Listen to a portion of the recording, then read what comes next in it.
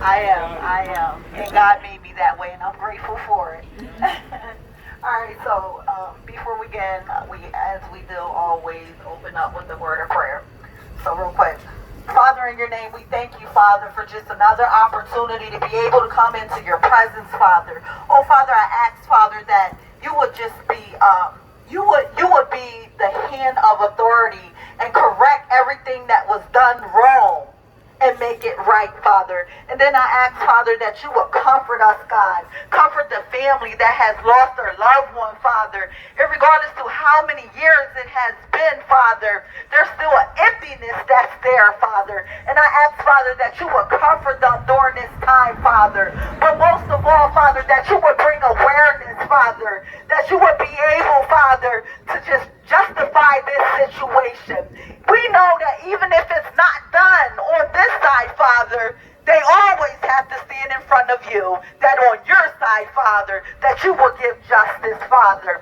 But I thank you, Father, for just choosing us this generation. Oh, Father, I ask, Father, that you will continue to allow us to spread love, awareness, Father. But then again, Father, to be able, Father, to correct everything that was done wrong. We thank you, Father, for this time, Father. Everything belongs to you. We thank you for choosing us. It's never that we chose you. You have chosen us, Father. So as we gather today, Father, the countless people that has lost their lives due to police brutality, Father. Oh, Father, we ask, Father, that you would bring awareness, Father, that you would discipline them, Father, that you will correct the situation, Father, for those that mourn for their loss, Father. But we thank you because nothing has gone unseen, nothing is going unnoticed. Amen. And we give you the glory, the honor, and the praise. In your name I pray. Amen. Amen. Amen.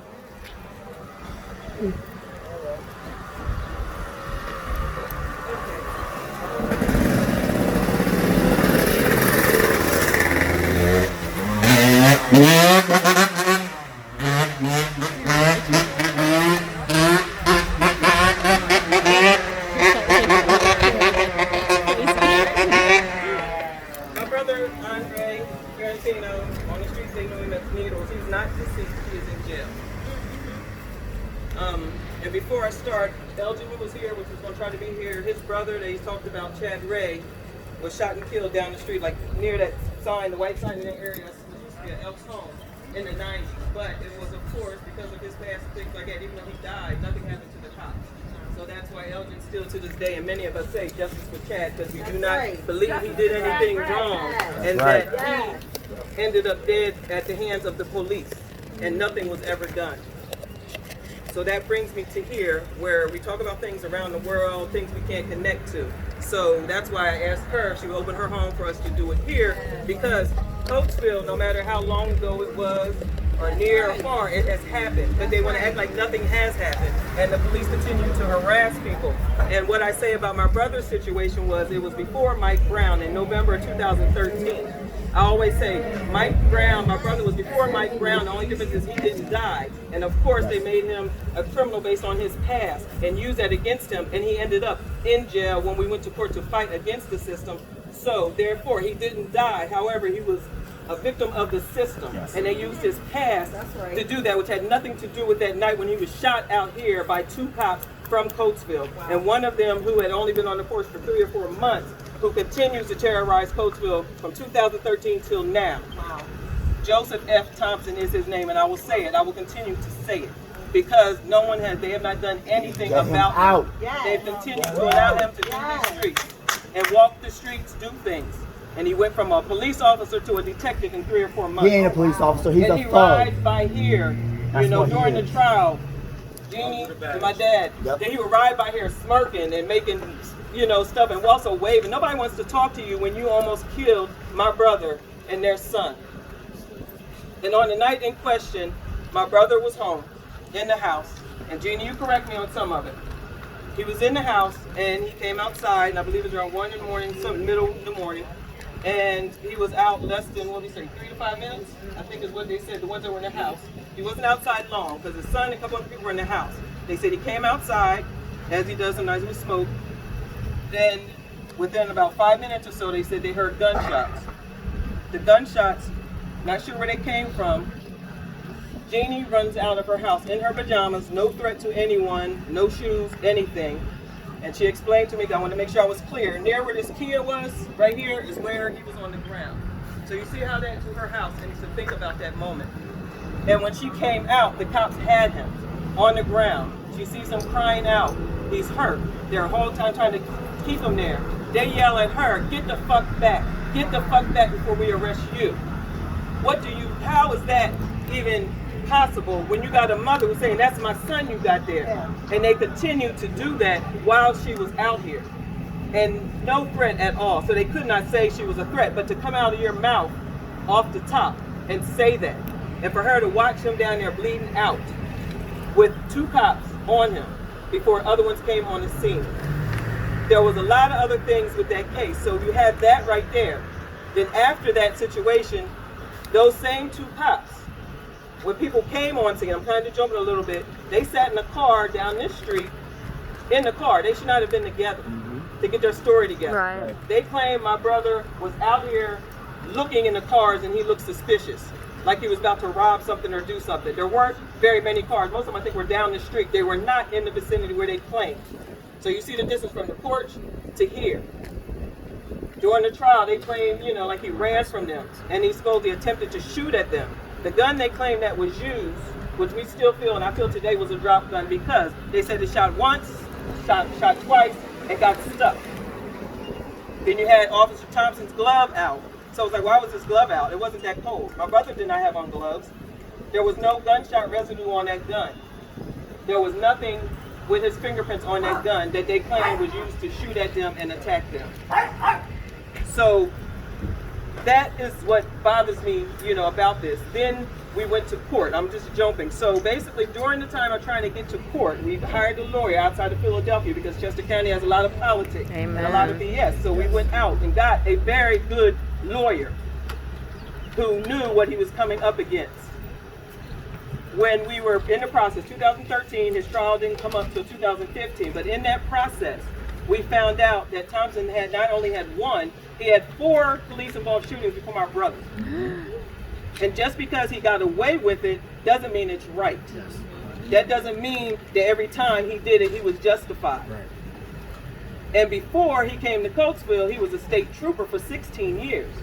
And what we found out was that right before he retired from the state troopers a few years earlier, he had another shot and situation down in Chester where he claims a person in the vehicle had a gun and said gun, and they never found the gun. They never found one. So again, his history. But coincidentally, that was a December, I can't remember what year, and he retired by that March, and they found him not guilty as in it was okay by April. So, think about that. Why would you all of a sudden retire and that quickly? And then why would you decide, if you were so traumatized about being in this field, come back to a city of Coatesville, and during that time we had more shootings, we had more things going on.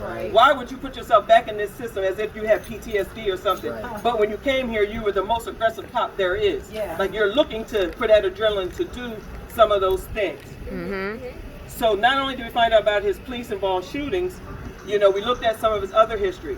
During the trial, before the trial, I'm sorry, we asked the judge to possibly allow that into the court. No juror saw that.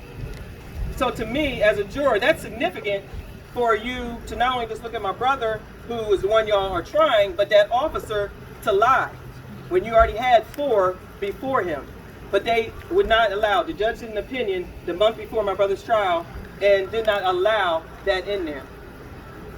And then my brother's jury pool. Chester County, pretty much, again, Coatesville is the center of Chester County. We are the blackest of Chester County. If you look at the majority of Chester County in population and numbers, when you go to a jury trial, our peers from here, you would think at least 1, 2, maybe 3 black people. No, they go by the whole Chester County. So it was 65, because I was there every day of the trial, watched them go in. I couldn't go in because they claimed they didn't have room to watch the jury pool selection. So me and my nephew sat there and counted. It was 65. Out of 65 people, 1 was black. Oh, man. 1. From the gate. So he didn't get in. So therefore, everyone was white. But the thing was, there was only one to even pick from. Our lawyer again asked about maybe doing a continuance to get a better selection, possibly change it a little bit. He was denied.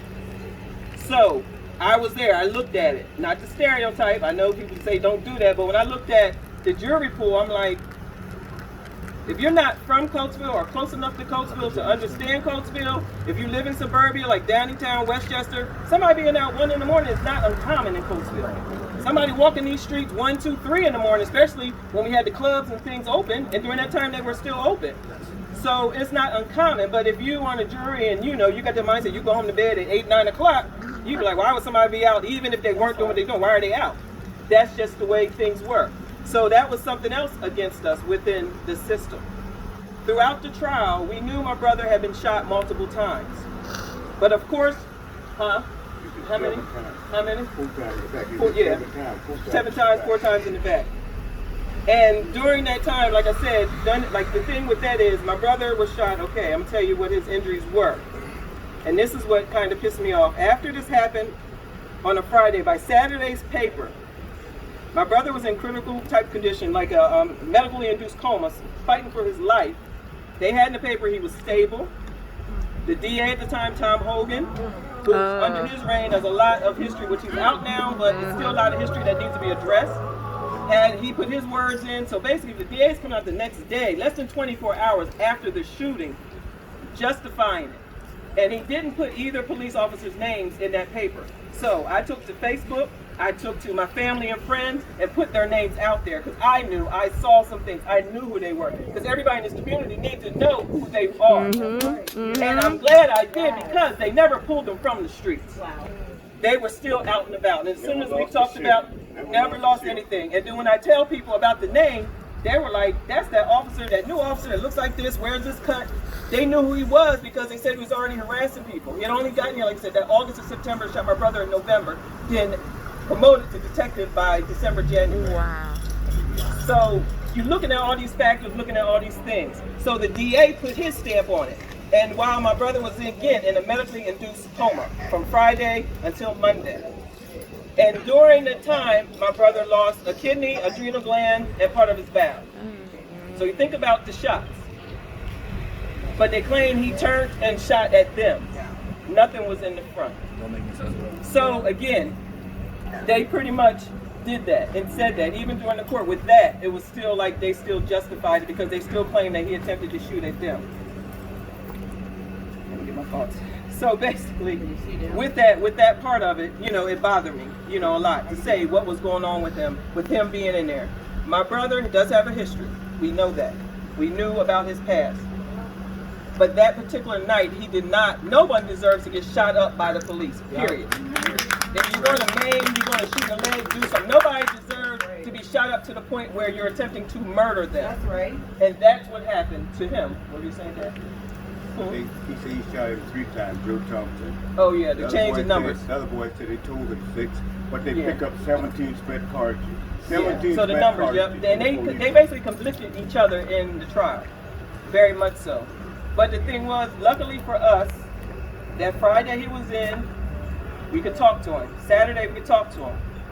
So he wasn't in police custody. Well, if he did all that, why would we not go right there? Monday, in case you were there, right? You there? That's my sister. Before they came to truly arrest him, they put him under a watching guard with the cops. We had learned what happened. He was able to talk on Monday. He told us what happened. And with everything that happened, all of us as family, we all might, you got the family might be like, well, Andre been out there, maybe he did something. No, all of us was at 100%. Something's not right. We don't care about his past, huh? I said, let me interject. Okay. When he came out of the coma, and we all showed up at the hospital before they took him into custody and allowed and banned us from seeing him or speaking to him, my very first question when I spoke to him was, did you have 2 guns? Because we had a list of inventory from the emergency room. The nurse told Jeannie and my dad that they had taken a gun off of Andre in the emergency room. The DA and the newspapers indicated that they had taken a gun off of him in the ambulance, which was untrue because there was an officer in the ambulance. Therefore, if there was a gun on him, it would have been taken into custody. They didn't even pat him down at any point. So that's how I know that the gun that lay here in the street was a plant. Right. The gun that was in his pocket had his fingerprints on And it was it. a So partial. my very first question was, did you have two guns? And his answer was, no, sis. I had a gun in my pocket. I had a 40 cal Tech in my pocket. He said, and it was still in my pocket. He said, I never touched it. Oh. So the gun that laid out here in the street Was a plant. was a plant. Yes. It was stolen from an evidence locker in Johnstown, Pennsylvania. Oh. Now, And that That's one the was truth. easily, it had printed, And it was as much printed so they could trace it. technology- But the other one was scratched off. So most people, if they are as in the much street, you ain't gonna have one to get technology traced to as we have, evidence room. Right. as much technology as we have, there is no way in the world that you can convince me, and I don't know how they convinced the jury, that they couldn't find a single fingerprint on that gun. There was No gunshot no residue. serial number on No it, DNA. no DNA, and no fingerprints. A partial fingerprint that did not belong to him. There was absolutely nothing linking Andre to the gun that was in this street except for the officer's word. So yes, did he have a gun? He did. Did he fire at the officers? No, because the gun that was in his pocket was unfired, no gunshot residue. He admitted that he had that gun. No gunshot residue. They did not, because he went immediately into surgery, they did not check him for gunshot residue. So they never found any gunshot residue on him, not on his hands, not on his body. It was only the word of the officers that he fired the gun. And if he was gonna, and his exact words, if I was gonna shoot a gun, I'd have shot the Caltech that was in my pocket. I know that's right. How did you find out about the Johnstown link? It all came out. I know it came out, but It came out in trial when they traced the serial number on the gun. There was a partial serial number on the gun that was in the street. There was a serial number on it, but there was no DNA evidence and no fingerprints. and to trace it to an evidence area. And it came take from an evidence locker. It was Johnstown. traced to Johnstown, a Pennsylvania. police department in Johnstown, Pennsylvania. And remember, That we told you, it used to be a state stolen. trooper. It was stolen from an evidence locker. It had been taken into evidence at another police department, and And it ended up here. in the street. And a lot of that information was not. And probably in a the state court, police you might know? have had access to Yeah, that he was a if state he was a police state officer cop. prior, and all of that. A lot of those things didn't get told to the jury to know to say there was reasons for other things. And throughout the trial, we learned also that Thompson being a more senior officer, the other guy, Cochran, was a newer officer. I think he worked for the sheriff's department, but hadn't really been a street cop for just a few months. So he was under his direction. And it went from, like you said, how many, the one he didn't know why, and then also about the numbers like my dad was saying earlier. One said they shot this many. One said, I was told, that was Cochran, I was told I shot this many. So you don't know how many you fired? I was told, you know, how many. So again, he claims he didn't know, but then Thompson saying one thing, but like I told you, they sat in a car together. And our lawyer pointed that out, that they also was questioned on how they got back to the police station because they believe they rode together. So again, you think about that. And then Cochran didn't even know why he was chasing him. And then also Officer Thompson claims he didn't know my brother at all. Like this was the first time seeing him. However, we know for a fact that Thompson had stopped my brother's nephew. And because of his last name, Garantino, which is not very common, but we know the family connections, asked him about my brother and who he was. But he claims that night was the first time he saw my brother and knew my brother's name. So again, it goes back to when I say when they know you, and if they can't get you one way, or if y'all on probation, it's like they're trying to send you right back. They will do things to watch you and do things. So it's how do you live? How do you breathe? how do you function? So you have so many different pieces that happen. And then also we found out that my brother was shot by Cochran while he was down. Shot him in the back. And that part we didn't know until the trial. So again, going through this process, what you learn, I learned a lot about law, going through this and following the case day in and day out, researching myself to find out about the history of the different officers, and to be told that the jury wasn't able to hear or see certain things. And again, back to what I told you, what the jury pool looked like. And I think it was 5 men and 7 women. And again, they look more like suburbia. Definitely not nobody here, which again, I wasn't allowed to be in there, know where they're from. And that's something to this day. I said I always wanted to ask my brother, you know, when I talked about where were they from in Chester County? Because again, a lot of people view Chester County as the drug kingdom, the shooting, the killings and everything and all the violence. But there are still good people here, despite all the other things that may happen. So everyone should not be labeled and in a box. But that's how outside of here, a lot of time labels Coatesville. Yep. So that, again, if you're in suburbia, even if you didn't hear about his case, which I'm quite sure after DA put it in the news the next day, you probably knew about his case.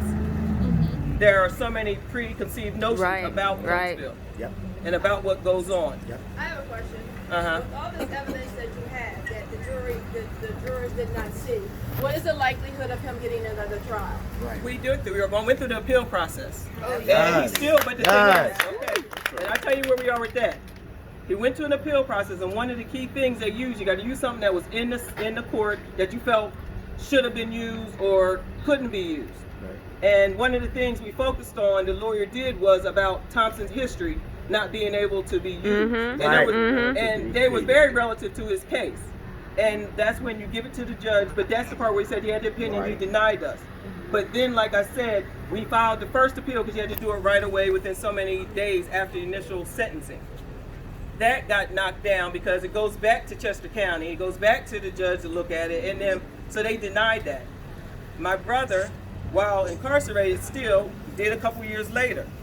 A public defender, because at this point, don't have the money to do it the other way. Public defender claims they don't have anything they can find that the judge didn't do or wrong. So that's like a waste. Now, I'm telling you now we're at the last straw. My brother has till July of this month, 28th, to get another appeal in. So right now, we're in the process of, I've been talking to lawyers trying to figure out if anybody can take his case. But the lawyer has been very clear to me, we need something different. You can't bring up the same thing because they already denied it, which I feel like once it goes to another level, if you bring it as a package, why not? But he said we can't, anything that was used already. So there's several things. I thought about the jury pool being a bias, you know. My brother actually is working on sending me some information so I can talk to the lawyer again. But as you see, in this short time, the lawyer already said I probably can do it, but I'm gonna have to finagle other things. So this in the time crunch. So I feel like the first appeal, good try. The second one was a waste with the public defender because they didn't even try really. My brother did all his work. Right. Like PCR, I learned all this stuff. He did his own research, say look, but then the public defender did nothing.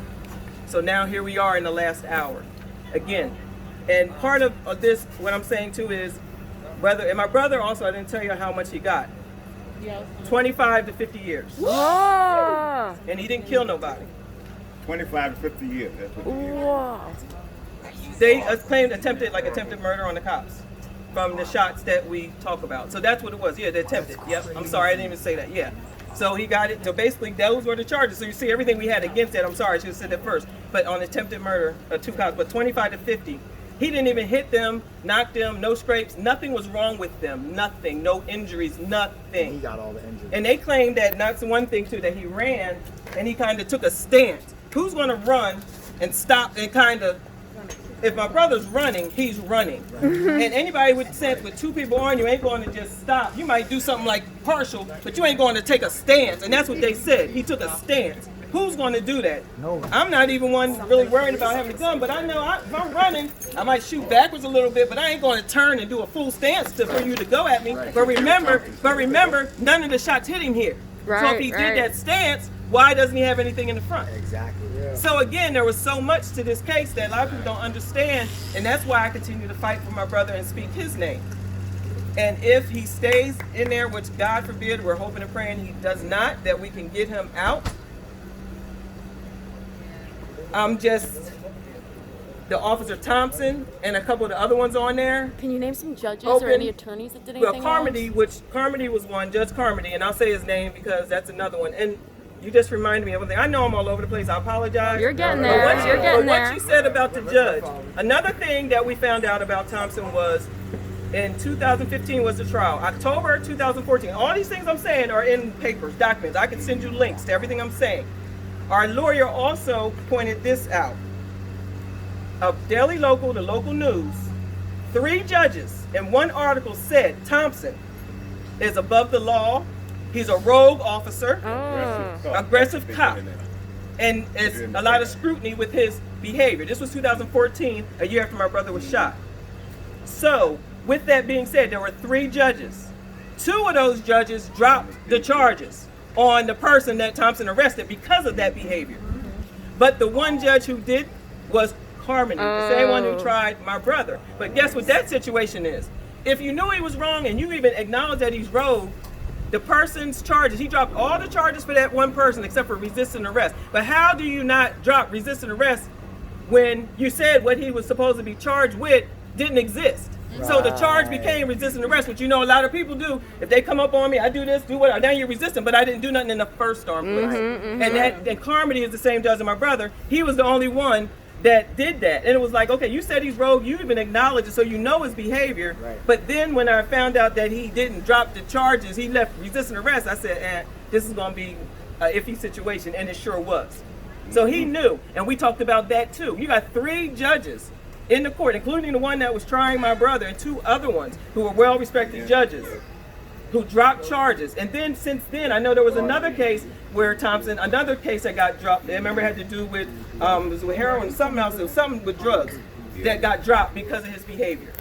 So again, it's known. What These attorney things protects are the known. cops? Which attorney does cops have? It's the DA. The Okay. DA. That's when Hogan was in the place. Right, And I right. can't remember the assistant, the DA that worked for him. So it was Hogan and his people. And the first thing, you know, when they came out, they basically labeled my brother as this cop killer. And he never, none of his charges he ever had to do with attempting to kill anybody. So that was the part of too how they set the stage. And it was like, no, he hasn't had a history of that. There's nothing, you know, to do with that, but that's how they presented it. Yep. As him being an aggressive cop killer or wanting to kill the cops and things like that. So again, with me bouncing all over the place, it's so many. Like I said, I can give you my brother's name, give you the cop's name, and search Coatesville, and you'll see all the articles that are there. So there were several things that should have been considered, but they weren't. And that's the reason why I still fight to this day and hope that with this last appeal that we can get something. But in the process, Thompson needs to go. Yes. Again, he has been on there since 7, huh? You need us to show up to court? No, it's all, like my brother, I can't remember where he's at and when they're going to do it or how they're going to do it. I think it's kind of all written, you know, like how they send in the pills and do that. Yeah, it's not in person. Yeah, I believe all the pills are kind of Say sent your brother's and name one more reviewed. time. What's your brother's Andre name? Fiorentino. And how old is he now? Huh? How old now? Andre's 38, going on 39, 38. I had to think of how old I was, 38. But yeah, so pretty much that's it. All jumbled up, but y'all got the story. And I'm trying to say it, that's why I will pause, because I don't want to get emotional. You know, and like I said, his mother to this day, you think about living here and thinking about that, you know, when I came up and saw it, because I live in Maryland, the next day when I was up here, I looked, and when she showed me, and there were still like stains or something in the, you know, in the I think it street. was 38 feet from That- the door to where That, you know, to see that, and to her as a mother to think about that right there, and then to be first thing, like I told you, get the fuck back before we arrest you, and threaten her and anybody else that was trying to say something. And my brother, even though trying to breathe, but he also said something about his mom, like don't talk, you know, my mom, like he was still going through it, but, and you helpless, you know, can't do anything with what's going on. And like I said, Thompson's glove was out here, which was no reason. His ID was over here one way. It's almost like everything was placed strategically, what they did. And even when they came to section it off, there was a lot of things that didn't happen as well. So you think the glove With is to the way cover they his did it. prints? Is that why he had the glove? But they we don't didn't know. do it. No. Thompson. They like, if he planted the gun, he can't have his prints on Right, the gun. that's what it was his Yeah, glove. and I Yeah. say that to this day, and I'll say it over and over again. The Chief Laufer has had my conversation, so I have no problem speaking it and saying it, and they can say what they want, but they know who I am, and I've been a big voice, you know. But the thing is with it, like I said, They harass people. Like I said, she sits on the porch on a regular. Thompson will ride by, slow down, smirk, do stuff, speak to my dad. Speak to me. My dad knows a lot of people and going to say, "Oh, you're the mayor of Hello there, how Coatesville." you? And you think my dad wants to talk to you? You know, and my dad just kind of did that. I don't have no love for him. Do you think that signing a petition or anything that we could do?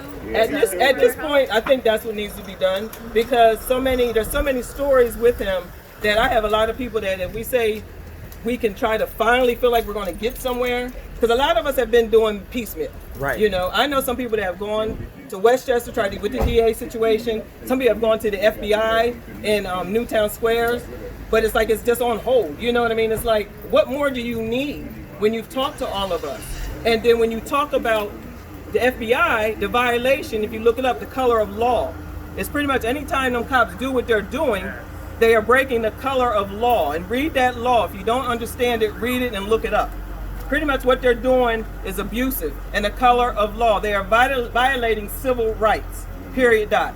Color of law under the FBI's page. Look it up, learn it, and read it so you can understand even more to why we say what we say, why we keep saying Black Lives Matter, Yes. why we say that brown, black, everybody's life that they have taken unjustly Yes. should not have been. Yes. That's right. Should not have been. Again, Andre, before Mike Brown, only difference is he didn't die, and they did exactly what they tried to do to Mike Brown and everybody else has died, to bring up their history. Right. And that's how they pretty much stuck to their plan with my brother. He lived and went to jail.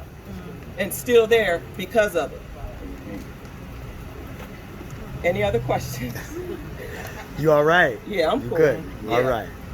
And I know that was a I lot. Thank appreciate you. it. Yeah, I've told Thank you it, for and sharing. it's like in my head and whatever. And that's why, again, I chose here Yes. to be a place of semblance for Yes. Coatesville. Don't say it doesn't happen, it hasn't happened.